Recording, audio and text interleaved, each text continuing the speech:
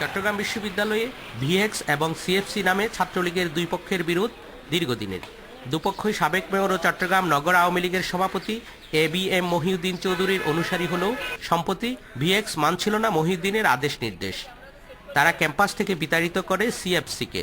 প্রধানমন্ত্রীর নির্দেশে মাসখানেক আগে উভয় পক্ষের মধ্যে সমঝোতা হলে ভিএক্স বিশ্ববিদ্যালয় শাহজালাল হল আর সিএফসি পাশের শাহ আমানত হলে অবস্থান নেই। রোববার উভয় পক্ষ একসাথে শহীদ মিনারে ফুল দেয়। ফেরার পথে এক পক্ষ টিটকারি দেয় অন্য পক্ষকে, আর এতেই বাধে সংঘর্ষ। আমরা আমার চলেছিলাম, আমাদের ছোট ভাই গুলিবিদ্ধ হয়েছে, আমরা সাথে সাথে মেডিকেল নিয়ে গেলাম।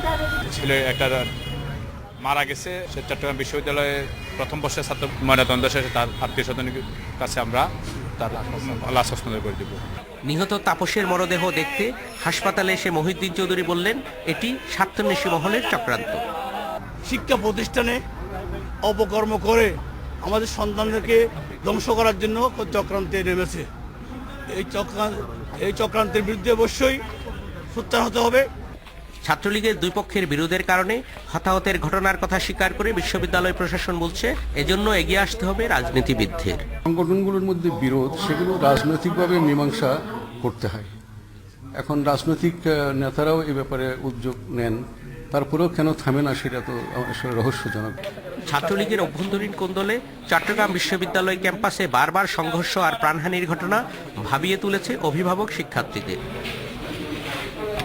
Mamun Abdullah, independent news, Chittagong.